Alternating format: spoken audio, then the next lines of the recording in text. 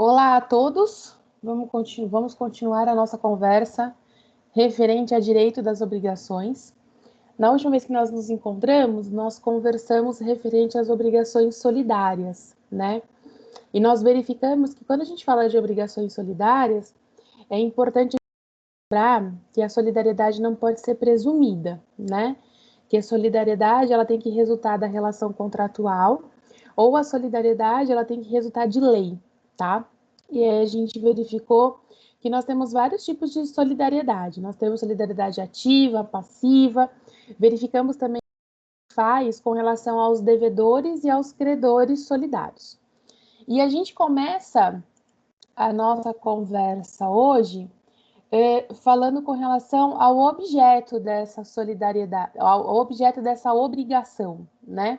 Como que funciona com relação ao objeto, a figura do objeto dentro de uma obrigação.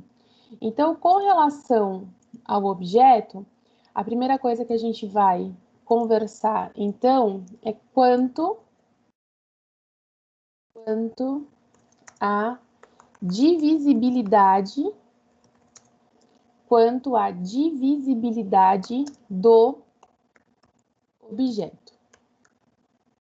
Para isso, a gente vai olhar os artigos 257 a 263 do Código Civil. Quando a gente fala da indivisibilidade do objeto, a gente precisa verificar que nós temos objetos que são divisíveis e nós temos objetos que são indivisíveis. Então, objeto que seja divisível.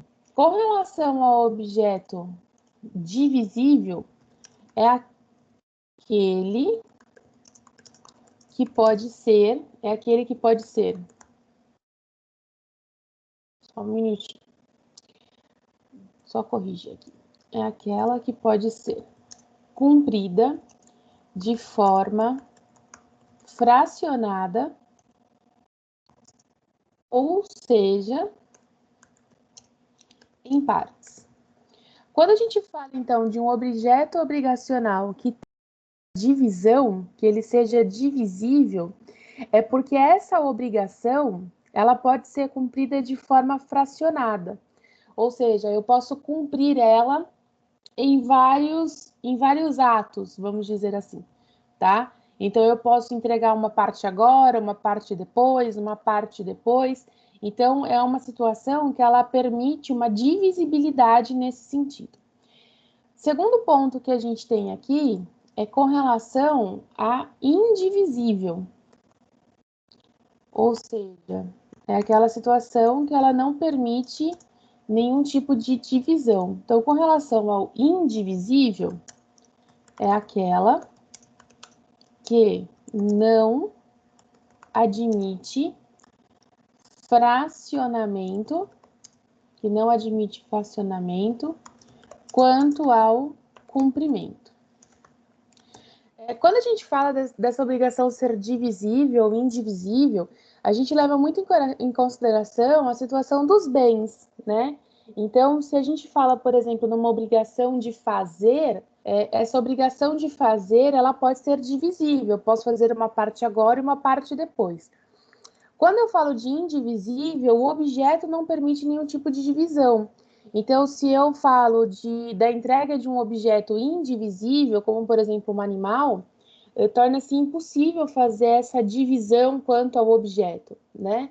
Então, se eu falo da entrega de um animal, se eu falo de uma entrega de coisas indivisíveis, coisas que não podem ser fracionadas, então essa obrigação ela precisa ser cumprida de uma única forma. Com relação a isso, vale a gente dar uma analisada nos artigos que determinam essa situação.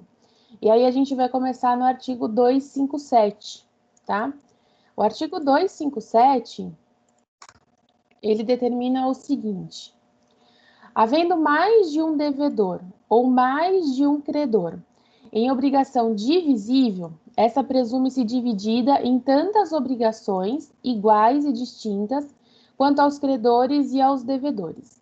A gente precisa observar que, às vezes, nós temos mais de um credor ou mais de um devedor que precisam cumprir com relação a essa obrigação.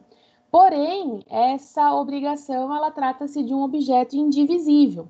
E a gente já tinha até conversado sobre isso, né? Quando a gente tem uma situação que ela é indivisível, a gente tem a opção de um dos credores cumprir e mover uma ação de regresso com relação a um dos devedores cumprir e mover uma ação de regresso com relação aos demais. Então, a obrigação deve ser fracionada, a obrigação deve ser fracionada em tantas obrigações quanto forem os credores e os devedores, de forma igualitária e independente. Então, se a gente tem mais de um credor ou se a gente tem mais de um devedor, a gente precisa verificar a forma como essa obrigação ela vai ser dividida, tá? Os sujeitos não terão direitos ou serão obrigados além da prestação assumida. E nós chamamos isso de prestação relativa. Quando você assume uma obrigação que, porventura, ela venha a ser indivisível, tá? A gente não pode falar que você tem que cumprir além daquilo que está dividido, tá? A gente não pode falar que você vai cumprir a mais daquilo que foi combinado para a realização com relação a essa obrigação. Então, a título de exemplo, nesse sentido, vamos colocar aqui, exemplo, a gente vai pensar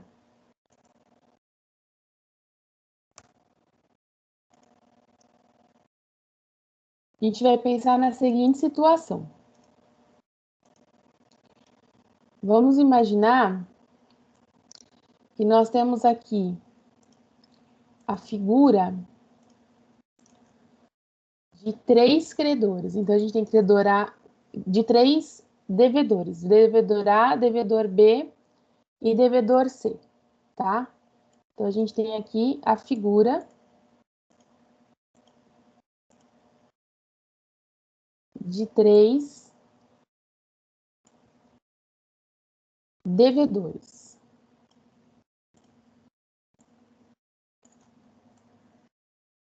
Então, eles são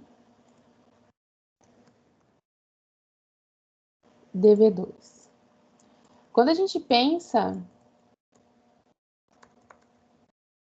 na figura desses devedores e nessa situação do divisível ou do indivisível, a gente precisa levar em consideração a forma como que isso vai ser cumprido, tá? Como que essa obrigação ela vai ser quitada. Então, a gente tem aqui a figura dos devedores, e aí vamos pensar que do outro lado, a gente passa a ter, então, D na figura de credor. A gente tem D e D está na figura do credor, tá? E aí a gente vai precisar verificar o seguinte, a gente tem uma obrigação aqui a ser cumprida entre esses devedores e esse credor. A obrigação que precisa ser cumprida entre essas pessoas refere-se à entrega de 120 sacas de soja, tá? Então, a gente vai colocar aqui que a obrigação, então vamos colocar, obrigação, entrega de 120 sacas, tá? Então, essa é a obrigação criada entre esses devedores e os credores. Se a gente for levar, então, em consideração essa situação de ser divisível ou de ser indivisível esses objetos, a gente precisa entender, então, se a gente tem 120 sacas a serem entregues, tá?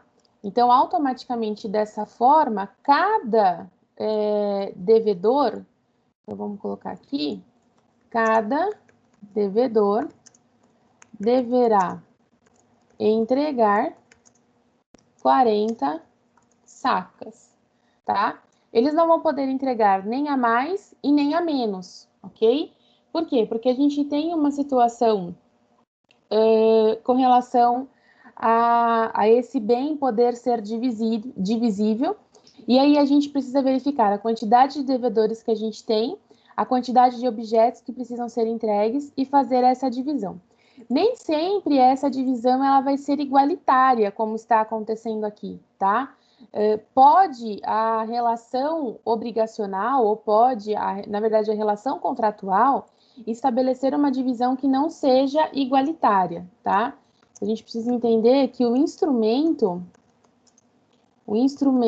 obrigacional pode trazer uma divisão distinta e não igualitária.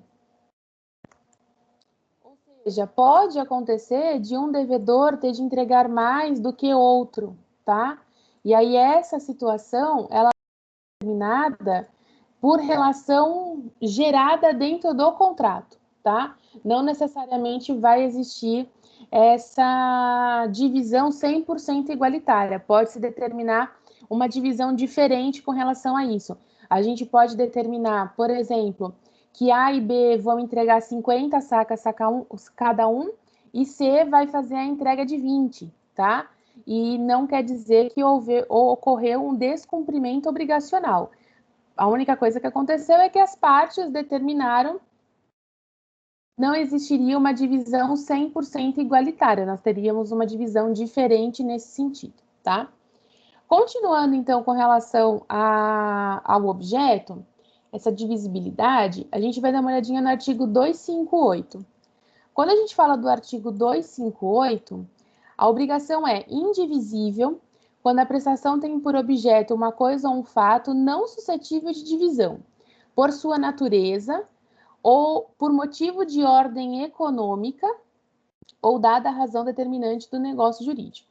Então, quando a gente fala algumas relações obrigacionais, como eu já tinha dito, nós podemos ter, então, objetos que não são passíveis de divisão, tá? Por quê? Ele não é passível de divisão pela característica do objeto, de não poder ser dividido, como, por exemplo, os animais, tá?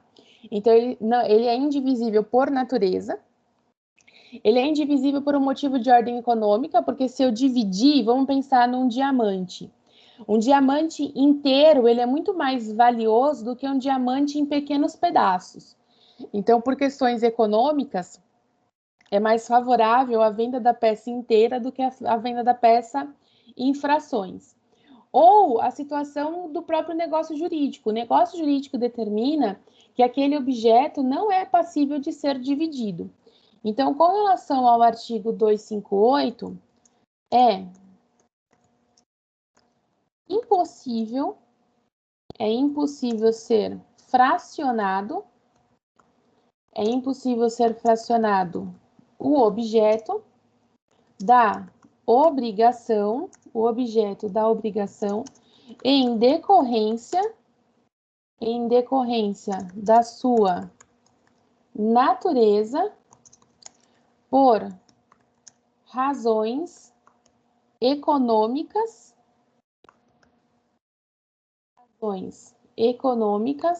ou por motivos contratuais. Então, a gente precisa verificar por qual motivo esse objeto ele não pode ser dividido. E aí, com relação a isso, a gente precisa verificar as espécies. Então, existem espécies nesse sentido que determinam com relação a essa indivisibilidade, tá? A gente tem, então, a indivisibilidade na característica natural. Então, é da natureza do objeto não permitir a divisão, então, decorrente da natureza da obrigação. A gente precisa verificar que a gente pode ter uma característica legal, e nessa característica legal decorrente da imposição de norma jurídica. E aí aqui, deixa eu só colocar exemplo. A gente tem a situação do animal, que é indivisível. Natureza de ordem jurídica, exemplo, caução. A caução não pode ser dividida, tá? E nós temos a convencional, que é a determinada entre as partes, né? Então, pela vontade das partes. Então, ela vem aqui de uma relação do contrato, tá? Então, exemplo, nesse sentido, reforma vários empreiteiros. E aí a gente determina o que cada empreiteiro vai fazer nesse sentido, tá? Então acaba se tendo essa situação de divisibilidade, tá? Outro ponto que a gente precisa levar em consideração é a seguinte situação. A indivisibilidade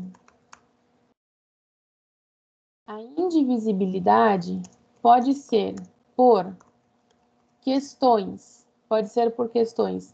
econômicas,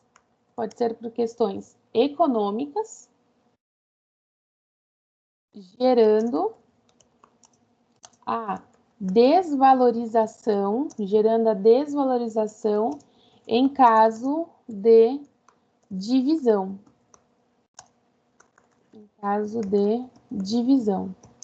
Exemplo, nesse sentido, o diamante. O diamante é uma questão muito discutida, principalmente dentro da doutrina, tá? Quando nós temos vários herdeiros que porventura ganhem essa pedra, então vamos pensar que nós temos lá 5 herdeiros que recebem por herança um diamante de 50 quilates, tá?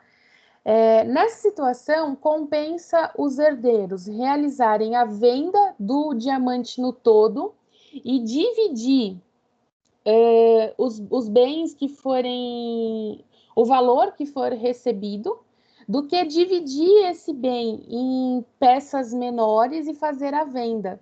Então, por uma questão econômica, compensa-se fazer a venda do todo e dividir o valor recebido, do que fazer a divisão única e exclusivamente, do que fazer a divisão do objeto, apesar dele ser passível de ser dividido, e realizar a venda. Então, por questões econômicas, compensa-se vender o todo e dividir o valor que for adquirido com esse todo.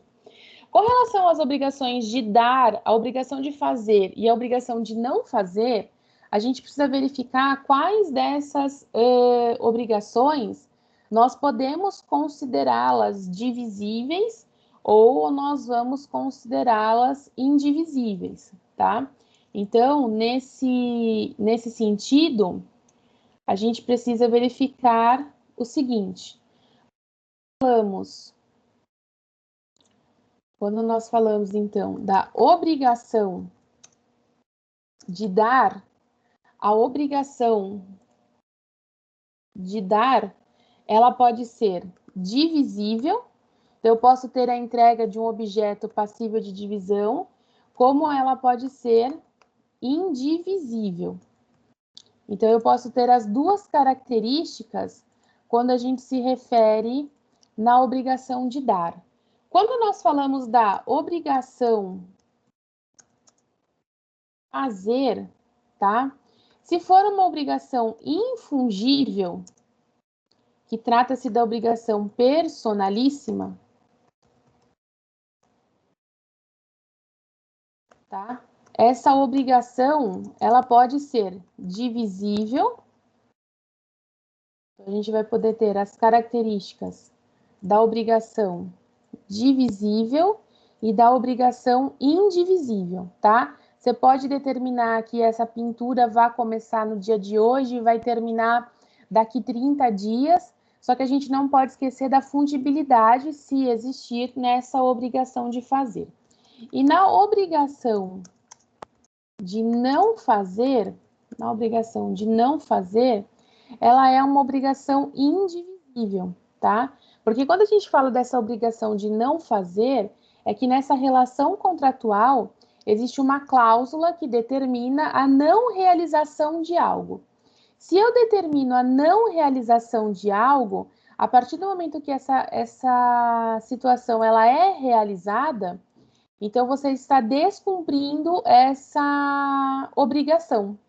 Então, por esse motivo, a obrigação de não fazer não admite nenhum tipo de divisibilidade. Eu não tenho como dividir essa obrigação. Ah, eu não vou fazer hoje, não vou fazer amanhã. A gente, então, não tem essa possibilidade de realizar qualquer tipo de divisibilidade com relação à obrigação de não fazer. Um ponto que eu levantei um pouco mais acima refere-se à presunção relativa.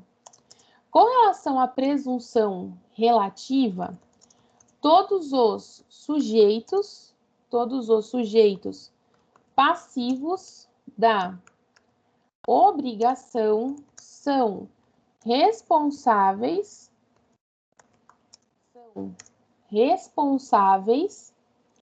pela dívida, de forma integral. E com relação à presunção relativa, a gente tem o artigo 259. Então, o artigo 259. Havendo dois ou mais devedores, a prestação não for divisível, cada um será obrigado pela dívida toda.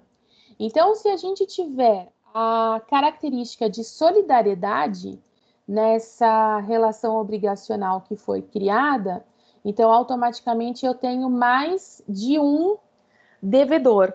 Na existência de mais de um devedor, automaticamente todos os devedores são responsáveis por essa obrigação, tendo em vista a característica dessa solidariedade que venha a ser criada. Então, vamos colocar aqui que na existência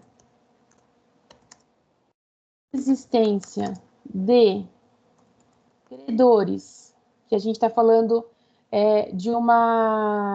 de dois ou mais devedores, né? Então, pessoal, deixa aqui. Na existência de devedores solidários, então aqui a gente está falando de uma solidariedade passiva, todos serão obrigados, mesmo a obrigação sendo divisível. Então, mesmo na existência de uma obrigação divisível, todos são obrigados, todos estão obrigados com relação a esse cumprimento da obrigação, tá? Com relação à presunção relativa, vale a gente olhar o artigo 265, tá? Porque o 265 fala exatamente com relação à presunção dessa relação de solidariedade, que foi até uma coisa que a gente conversou na aula passada, que a solidariedade, ela não se presume. Então, eu não posso dizer, eu acho que existe solidariedade. porque a solidariedade ela não se presume, ela vai resultar da lei ou ela vai resultar da vontade das partes, tá? Agora, a gente precisa observar, dentro dessa presunção relativa, a possibilidade da coisa indivisível. Então, na possibilidade da coisa indivisível, que é aquela que não pode ser fracionada, não pode ser fracionada pela natureza da coisa. Então, pela própria natureza da coisa e da natureza dela, a possibilidade de indivisibilidade. Então, com relação a essa obrigação de não poder ser dividida, porque parte da natureza da coisa, dei já o exemplo aqui do animal, então a gente não consegue fazer essa divisão, e aí nesse sentido, como que a gente vai precisar trabalhar com o artigo 259? Então, a coisa sendo indivisível, a gente trabalha no artigo 259 do Código Civil na seguinte interpretação. Sendo a obrigação indivisível, sendo a obrigação indivisível com pluralidade de devedores, aquele que paga a dívida, ou cumpre a obrigação, se subroga nos direitos do credor. Então, se um desses devedores cumprir com relação a essa dívida, automaticamente existe a figura da subrogação nesse sentido. Para que a gente possa entender essa figura, a gente vai trabalhar no seguinte exemplo. Até aqui tá tudo bem?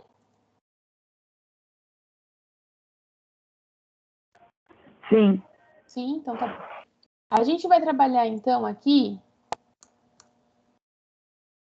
no seguinte exemplo. Vamos pensar na seguinte situação.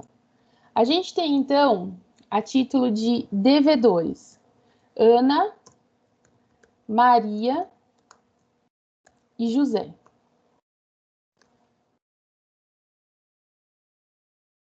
Então, Ana, Maria e José, eles entram na figura de devedores. Vou colocar mais para cá. Então, eles vão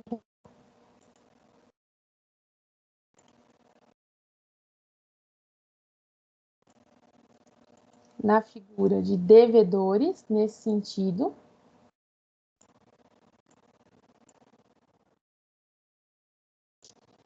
E aí a gente vai verificar de quem que eles são devedores, para a gente entender essa indivisibilidade desse bem. Então, eles são devedores, e aí a gente precisa verificar qual é a relação obrigacional criada. A gente vai criar aqui uma relação obrigacional, e essa relação obrigacional, a gente vai ter aqui do outro lado,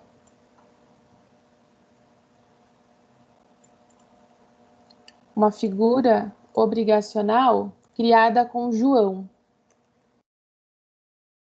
Então, nós temos João na figura de credor.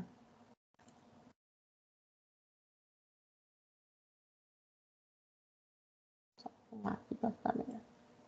Então, a gente tem aqui a figura de João. E a gente vai colocar, então, João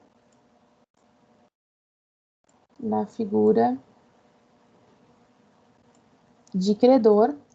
E aí a gente vai precisar, então, pensar, para ficar mais fácil de vocês entenderem, numa relação obrigacional, aonde a gente vai ter um objeto que não seja passível de divisão.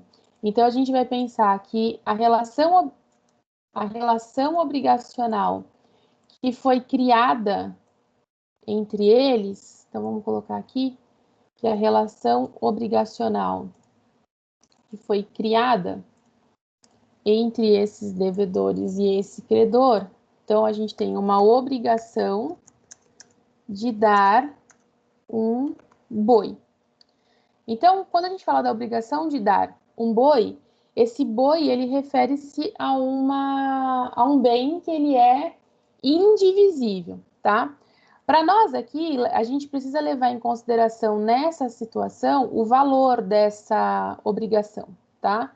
Então, a gente tem aqui a obrigação de dar um boi, e aí vamos colocar aqui que ele está avaliado, o bem está avaliado no valor de 30 mil reais. Então, a gente tem um boi que está avaliado em 30 mil reais. Então, essa é a relação obrigacional que foi criada entre essas partes, tá? Então, a gente vai pensar agora na figura da subrogação, que era o que a gente estava discutindo. Quando a gente fala da figura da subrogação, a gente vai pegar aqui a figura de Maria, tá? Então, vamos tirar Maria aqui dessa situação. Então, a gente vai jogar a Maria aqui para fora. E aí, o que acontece? Maria, o que ela faz? Ela celebra a entrega do boi. Então, Maria realiza a entrega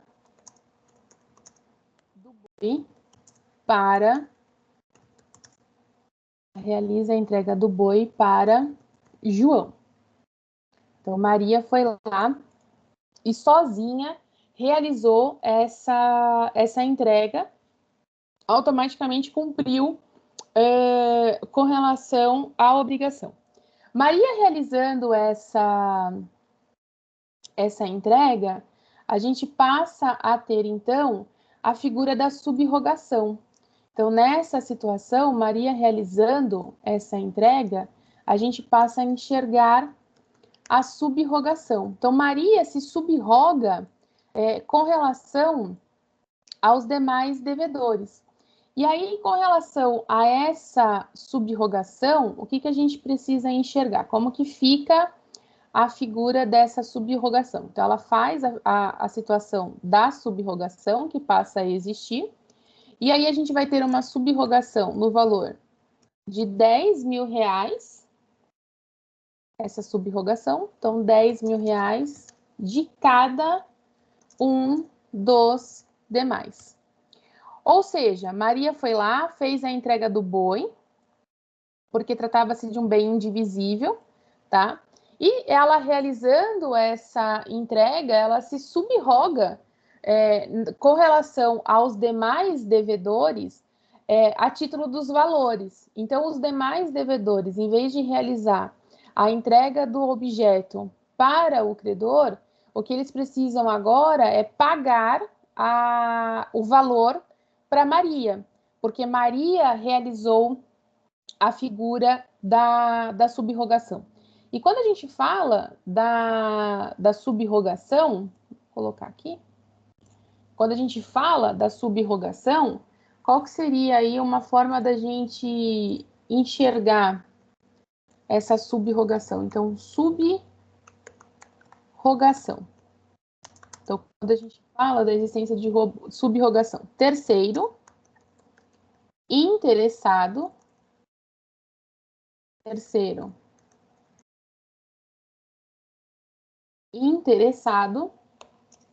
que poderia ser responsável,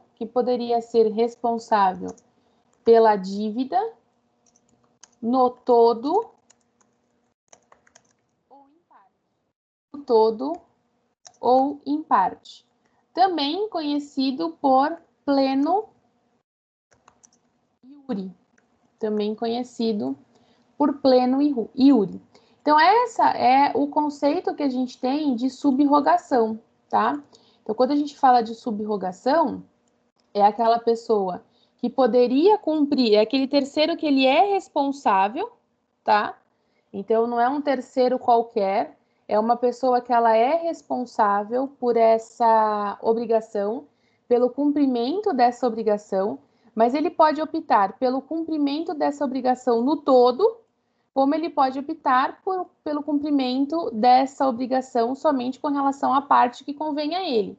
Então, se a gente fosse pensar na figura da Maria, a Maria podia, então, fazer a entrega de 10 mil reais, estaria resolvido o problema, mas não, ela optou por fazer o pagamento na totalidade, tá? Que foi aí a entrega do animal.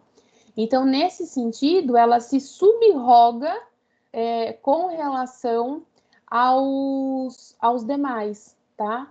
Então, existe essa situação da subrogação, que a subrogação envolve tanto a figura, envolve a figura de terceiro, que poderia ser responsável somente por parte da dívida ou pelo todo da dívida. Então, esse é o conceito que a gente tem referente à subrogação.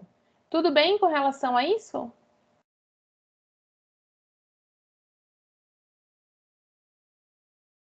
A gente precisa verificar, então, que a pluralidade desses credores. Aqui é a pluralidade dos devedores. Agora a gente precisa verificar do outro lado a figura de pluralidade com relação aos credores, tá? Então, com relação a essa pluralidade, vamos enxergar como que isso vai funcionar. Então, vamos colocar aqui.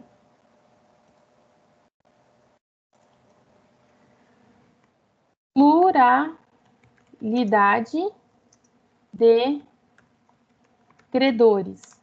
E aí a gente está trabalhando com o artigo 260 do Código Civil.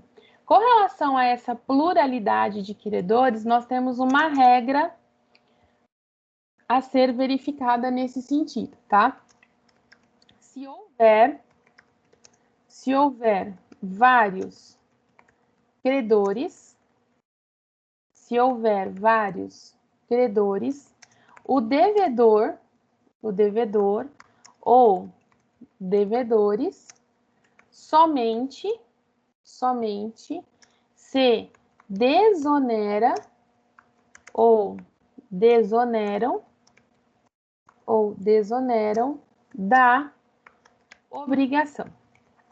E aí, nesse sentido, a gente precisa ver o que pode ser feito dentro dessa regra, tá? Então, vamos colocar aqui, ó. Primeira situação que a gente pode ter. Paguem ou cumpram a obrigação em relação a todos os credores de forma conjunta.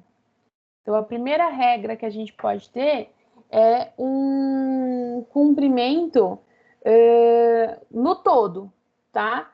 Então, se a gente pensar que nós temos, por exemplo, 4 credores, tá? E 2 devedores. E aí, nessa relação obrigacional, a gente está falando de um objeto que ele é indivisível, tá? Então, nessa situação, a gente pode exigir que o cumprimento seja realizado por todos, né? Então, o artigo 260, ele determina o seguinte, na existência de pluralidade, né? Então, vamos trazer o 260 para cá. Então, se a pluralidade for dos credores, poderá cada um exigir destes a dívida inteira. Mas o devedor ou os devedores se desobrigarão quando? A todos conjuntamente. Então, se eu exigir o pagamento com relação ao todo, tá? a um, dado este caução e retificação dos outros credores. Então, quando a gente fala do artigo 260, caso um dos devedores ou um dos credores venham a receber ou venham a pagar, tá? Somente se desonera com relação. Então, paguem ou cumprem a obrigação em relação a todos os credores de forma conjunta. Então, a gente tem a figura de todos os devedores, de forma conjunta, cumprir com relação a essa obrigação.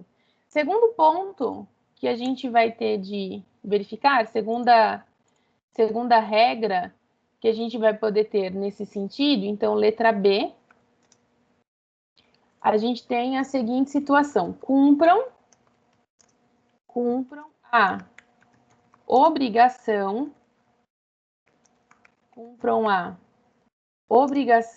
em relação a um dos credores, exigindo deste a correspondente calção ou calção de ratificação,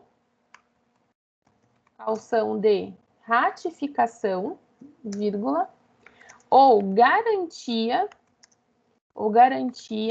pela prestação, estou pulando uma linha aqui, ou garantia pela qual o credor que recebe a prestação confirma o repasse aos demais. Então, se eu tenho a figura de vários devedores e de vários credores, tá? E esses devedores cumprem a obrigação somente em face de um dos credores, tá?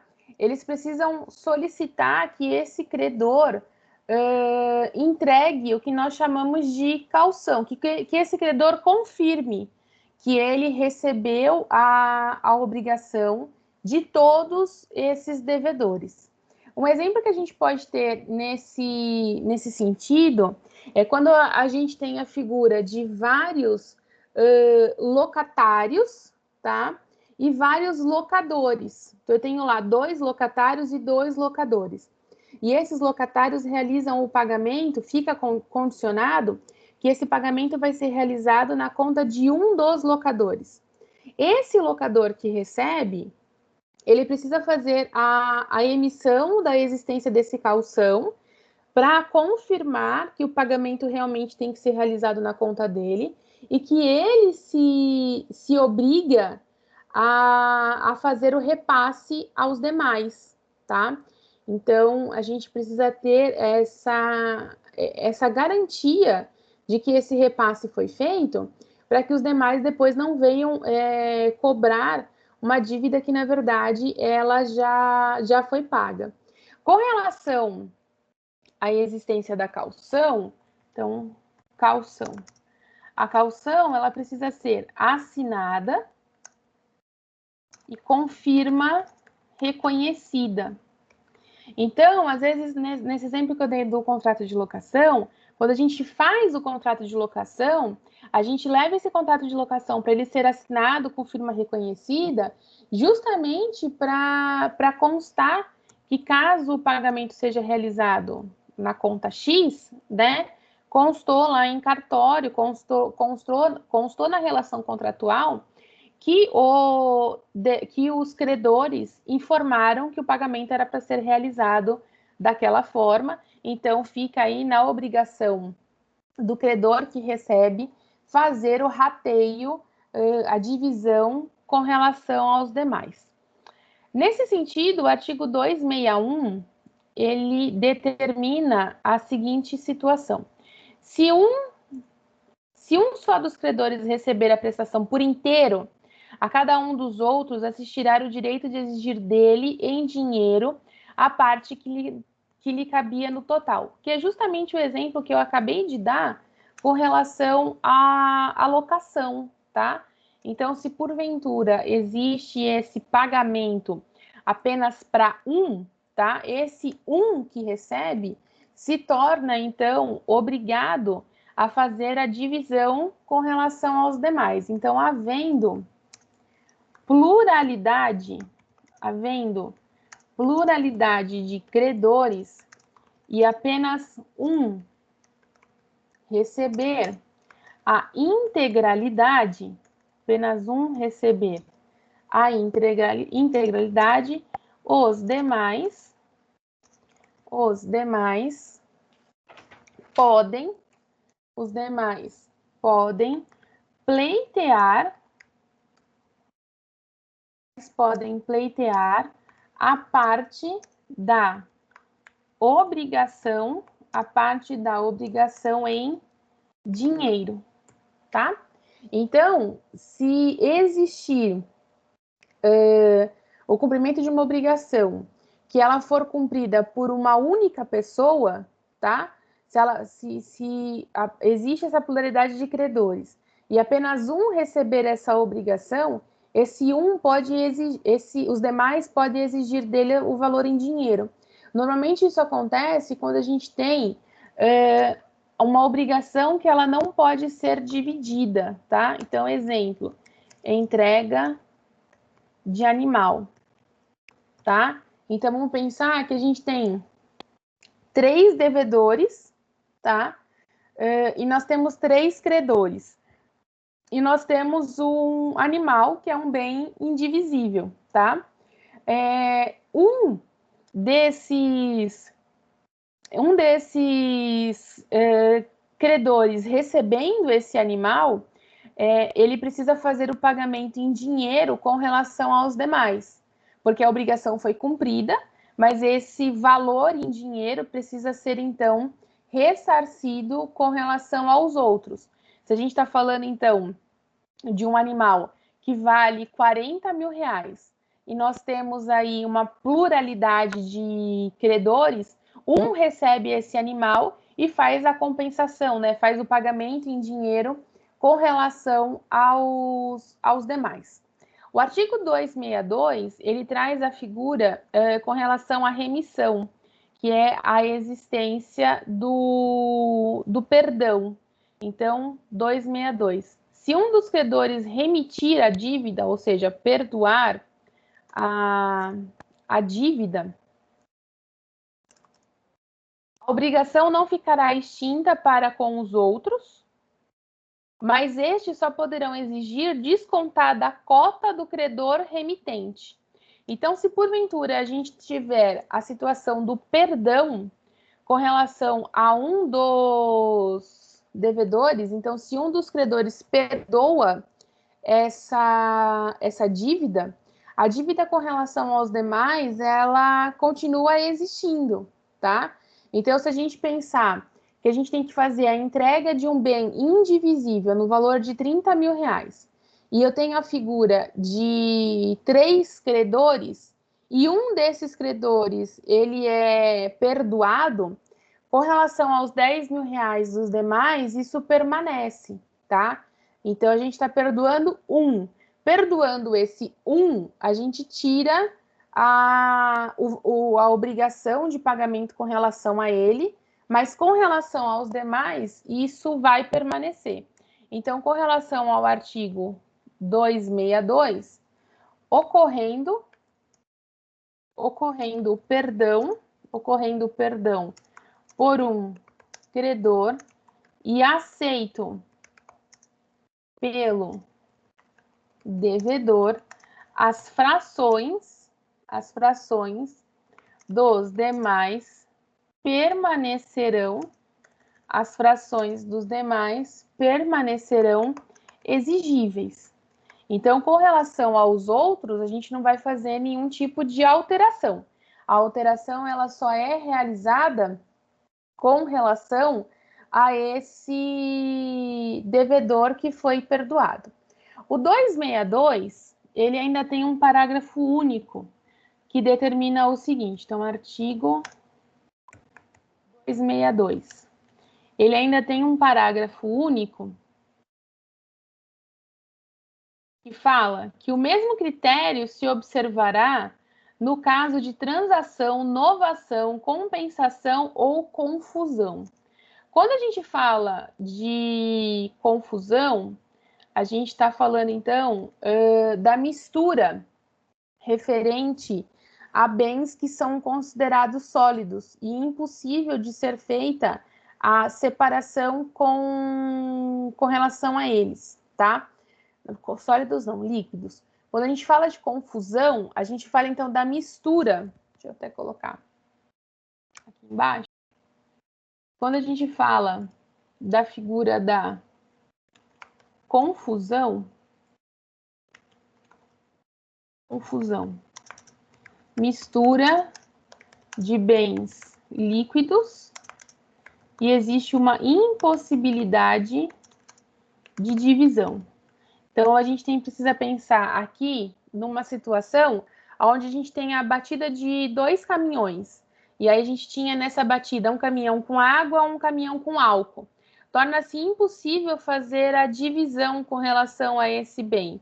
Então, se não existe essa possibilidade de divisão, a gente vai precisar verificar o valor das cargas para que a gente possa trabalhar, então, na característica da indenização. Valor de carga, valor de seguro, e a gente vai precisar também verificar quem foi causador do eventual acidente, tá?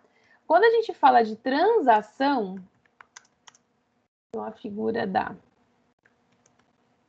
transação é uma extinção da obrigação,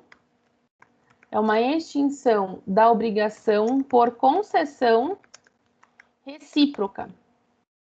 E aí isso pode vir a acontecer quando tanto o devedor deve para o credor, como o credor deve para o devedor. Então, a gente faz uma concessão entre ambos, né? Ou a gente tem um devedor que deve 10 mil e o credor que é devedor também no valor de 15. Então, falta ainda 5 mil para ser pago. Então, a gente abate os 10 por 10 e falta aí os 5 mil para uma eventual quitação. E a gente tem a figura da novação. Então, a novação é o pagamento indireto na qual se substitui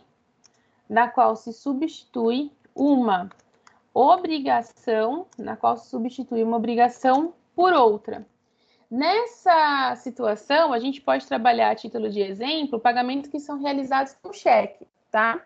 Então, eu tenho cheque de 100 mil reais para ser quitado e esse cheque venha a ser substituído. Nessa situação da novação, a gente pode trabalhar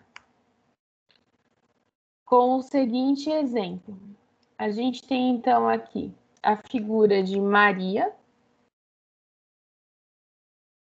E Maria, a gente vai colocar, então, na figura de credora, tá? Então, a gente tem Maria e Maria está na figura de credora. Maria na figura, então, de credora. E aí, a gente tem, então, essa relação obrigacional criada. Então, a gente tem uma relação obrigacional criada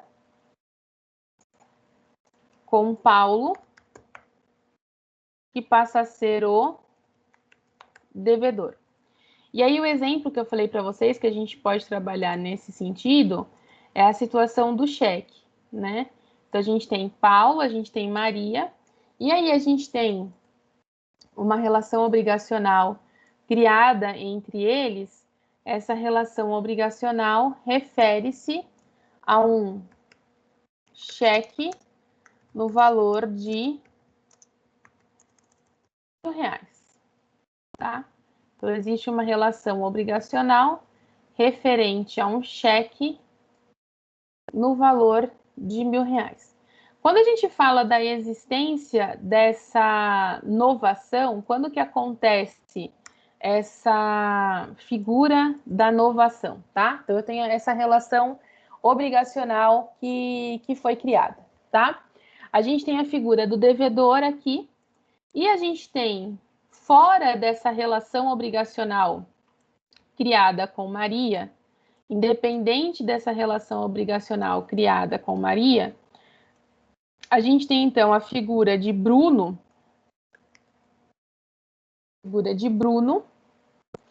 que ele é credor. Não, perdão.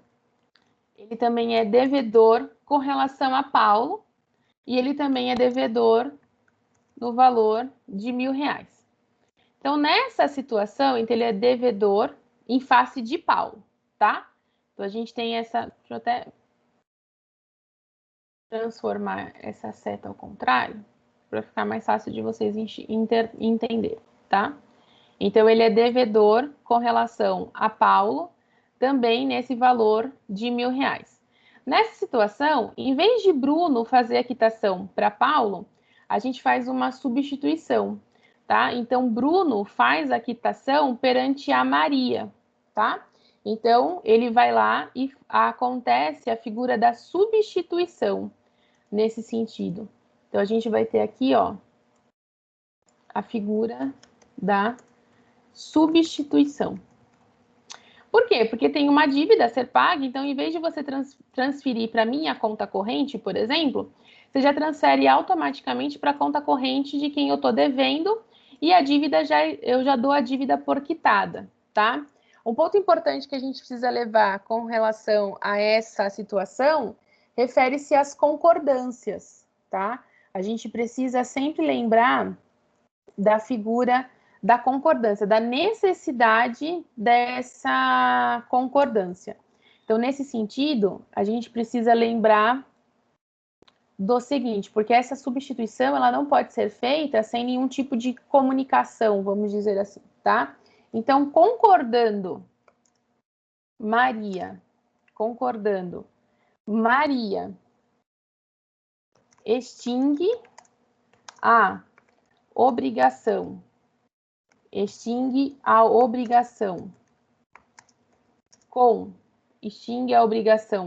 com Paulo, sendo substituída pela obrigação de Bruno. Então, a gente precisa dessa concordância, tá? Porque se eu não tiver essa concordância, a gente não consegue fazer essa substituição. E aí, com relação a essa situação toda, a gente tem os requisitos que precisam ser obedecidos. Então, com relação a esses requisitos, a gente tem a existência de obrigação anterior, e aí então a gente está falando de uma obligatio novanda. Preciso da existência de uma obrigação anterior, porque senão vai ser uma obrigação nova, isso não pode existir, tá? A constituição de nova obrigação, que também pode ser encontrada por a liquid 9,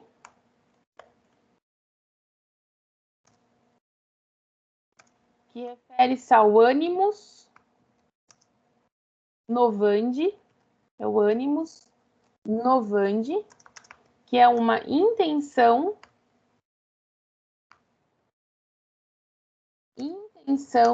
de novar, que é a novação refere-se a essa substituição que vai ser realizada entre esses credores, tá? Então, são esses os requisitos que a gente precisa levar em consideração quando a gente vai falar dessa figura da substituição, tá? Com relação à compensação, que pode vir a existir. Então, vamos colocar aqui embaixo os requisitos. E a gente pode ter, então, também a figura da compensação. Com relação à compensação, é o pagamento indireto,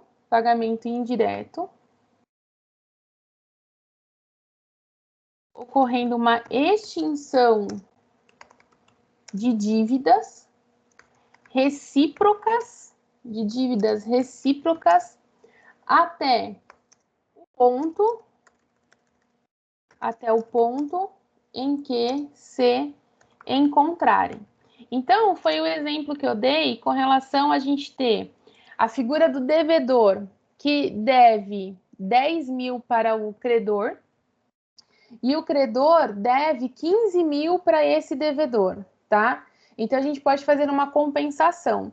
A gente faz a compensação do 10 por 10, tá? E ainda fica essa dívida de 5 mil reais a ser quitada. Lá em cima, eu dei um conceito geral a título da confusão, né? Então, a título geral, a confusão refere-se a essa mistura que a gente não consegue identificar essa divisão.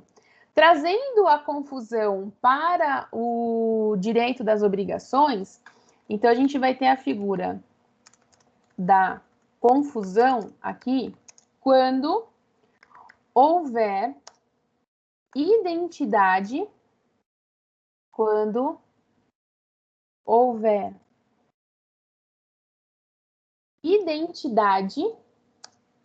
entre o credor e devedor na mesma pessoa.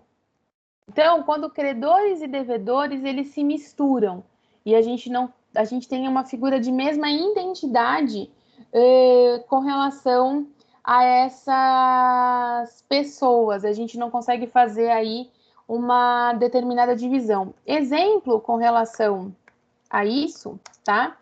A gente tem devedor e credor que se casam no regime da comunhão universal de bens. Então, eu tenho devedor e credor, então eu tenho uma devedora e um credor, tá? E essas pessoas têm essa dívida realizada entre eles, tá? Só que eles vêm a falecer. E aí eles vêm a casar, perdão. Então, eu tenho uma devedora e um credor, tá? Eles têm uma dívida a ser quitada e eles vêm a casar no regime da comunhão universal de bens. Vindo a casar no regime da comunhão universal de bens, a gente não consegue mais fazer a distinção entre devedor e credor, porque o patrimônio todo se mistura. Então, a gente não consegue fazer mais a identificar a relação dessa dívida, tá? A gente pode também ter essa confusão na causa mortis. Então, vamos pensar na figura de um pai que seja devedor do filho. Quando ele vem a falecer, esse filho ele herda tanto os bens como ele herda a situação das dívidas. Então, automaticamente, a gente também não consegue mais começar a enxergar a figura de devedor e de credor. Por quê? Porque esse herdeiro, ele assume essa dívida com relação a ele mesmo, tá? Porque quando existe essa situação do falecimento, o herdeiro, ele assume tanto os ônus quanto os bônus. Então, ele vai assumir tanto com relação à dívida, como ele vai assumir também a dívida que existia e ele vai assumir junto com ele essa relação obrigacional também, tá? Tudo bem com relação a isso? A gente precisa verificar também nessas relações obrigacionais com relação ao conteúdo dessa relação. Então, a partir de agora, a gente vai verificar, então, a relação quanto ao conteúdo. Então, vamos lá. Quanto ao conteúdo. ao conteúdo, as relações obrigacionais, elas podem ser da seguinte forma. Eu posso ter uma obrigação de meio. Nessa obrigação de meio é aquela em que o devedor só é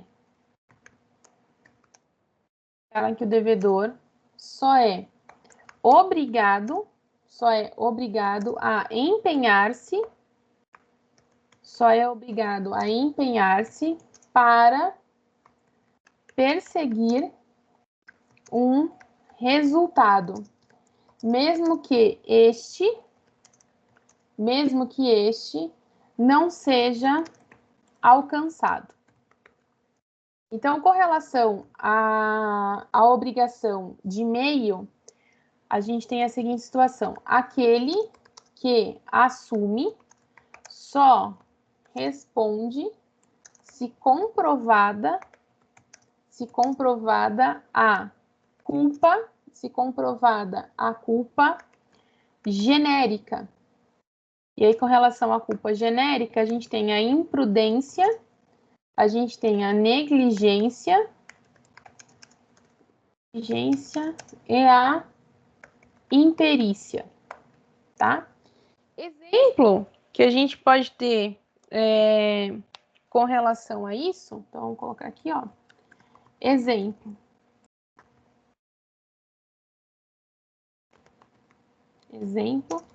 Contratação de advogado.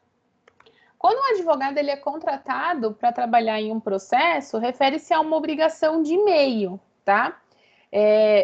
O advogado ele não promete um resultado processual, mesmo porque não é o advogado que vai julgar essa ação, né? O advogado ele se compromete a empenhar-se para que se tenha um bom resultado, tá? Então ele promete trabalhar da melhor forma possível nesse processo. Mas isso não quer dizer que ele vai ter êxito com relação a esse contrato, né? Então, a gente precisa observar que ele vai tentar cumprir o melhor possível essa relação obrigacional. Ele vai fazer o melhor que ele puder fazer para que ele possa cumprir, para que ele possa ter um objetivo com relação a esse contrato, tá? Mas isso não quer dizer que ele vai atingir esse resultado, porque não depende dele, depende de uma outra pessoa para fazer esse julgamento. Então, a gente tem a obrigação de meio, que a obrigação de meio é empenhar-se para seguir um resultado. Depois da obrigação de meio, a gente tem, então, a figura da obrigação de resultado. Obrigação de resultado. Quando a gente fala de obrigação de resultado, a prestação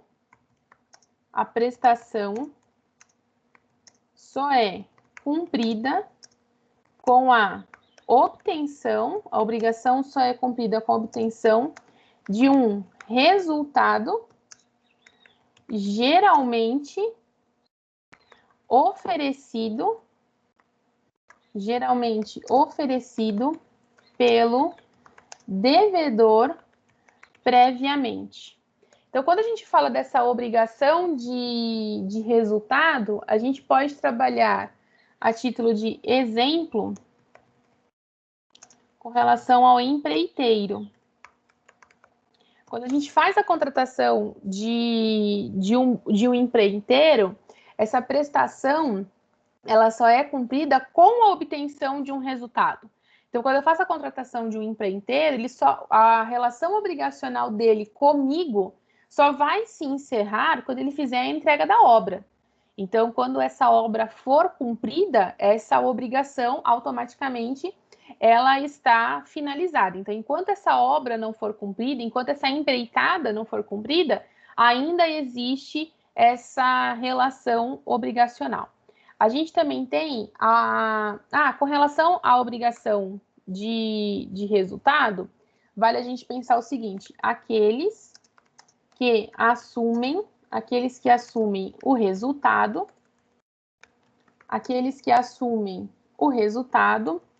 respondem independentemente de culpa. Então, nesse sentido, a gente está falando de uma responsabilidade objetiva. Responsabilidade objetiva. Nesse sentido, a gente pode pensar, a título de exemplo, num contrato de transporte. Então, na realização de um contrato de transporte, fica acumulada duas cláusulas. Nós temos a cláusula do resultado, que é a entrega desse bem, tá? E a gente tem a situação da responsabilidade objetiva, tá? Então, independente de... Esse bem, ele precisa ser entregue. Caso esse bem não seja entregue, a gente vai trabalhar na responsabilidade objetiva, que independe de análise de culpa. A gente não vai verificar a existência de culpa ou não. A gente vai verificar simplesmente que a relação obrigacional não foi cumprida. Esse é o ponto que a gente vai levar em consideração. E aí, a gente tem a obrigação de garantia. Obrigação de garantia. Com relação à obrigação de garantia, então é a garantia pessoal, oferecida por força de um instrumento, contratual. E aí, a título disso, a gente pode pensar como exemplo a fiança, tá? Então, quando a gente tem o contrato de fiança dentro de uma obrigação, dentro da criação de uma obrigação, a gente então tem essa situação de que existe uma garantia fornecida por um instrumento processual, tá? Resumindo,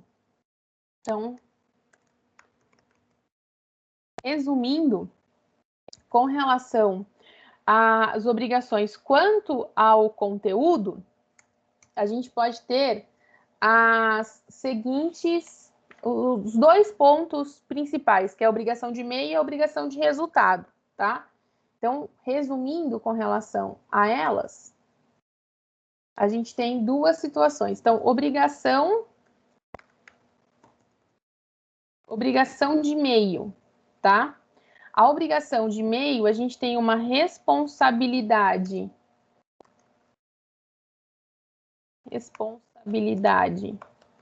objetiva, tá? A gente tem um empenho do devedor, a gente tem uma culpa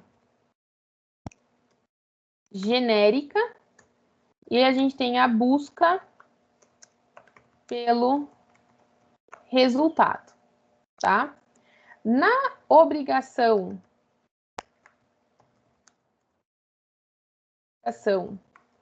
de resultado, a gente tem então a situação do assumir a culpa, a obtenção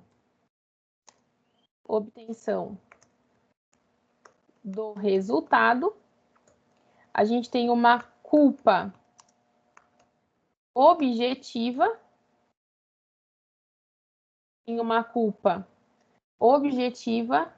e a gente tem a figura da prestação cumprida, tá? Então, são os pontos que a gente precisa levar em consideração com relação a uma obrigação de meio e uma obrigação de resultado. Tudo bem até aqui?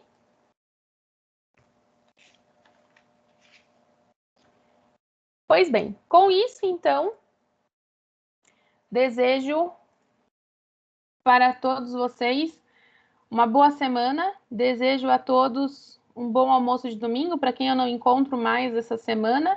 E a gente se encontra, então, na semana que vem para a nossa última aula, tá bom? Beijos a todos e bom descanso.